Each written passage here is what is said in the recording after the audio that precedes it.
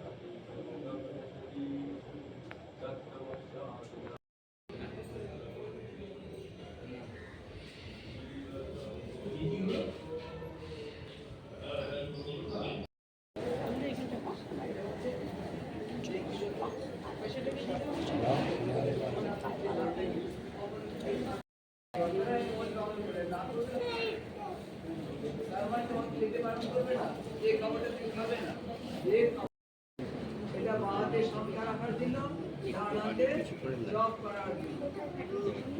ঠিক আছে, এবার এক করুন, বুঝেছেন? মধ্য করবে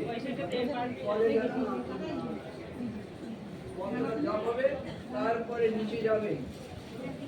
এই দুই হলো, আঙ্গুলের নিচে 3, আঙ্গুলের মাঝখানে 4, আঙ্গুলের মাঝে 5, তারপরে আঙ্গুলের 6, তারপরে আঙ্গুলের মাঝে 7, তর্জনীর মাথায় 8, তারপরে 9, তারপরে 10, তার পাশে আঙ্গুলে 11, এই 12।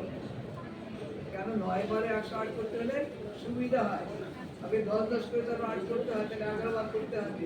আর আমি এখন 9 বার করছি, তাহলে 9 বারে 108 হয়ে গেল।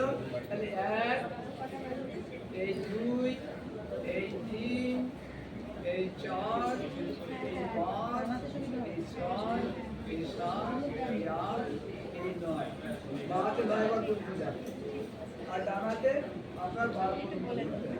তাহলে 9 বারে 108। যেরকম আপনি বাহাতে সংখ্যা রাখছেন, ডানাতে ভুলে যাচ্ছে, সেম কিন্তু কাউন্টিং ওদিকে 12 করতে হবে, এখানে 9 করতে হবে।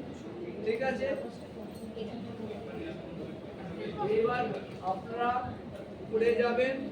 আর গুরু মহারাজের আবির্ভাব তিথি হচ্ছে মাঘী পূর্ণিমার সময়, সেখানে গুরু মহারাজ আবির্ভাব তিথি। তিনি এই মাঘী পূর্ণিমার সময় করেছিলেন 1896 সালে। বাংলায় 16 মার্চ।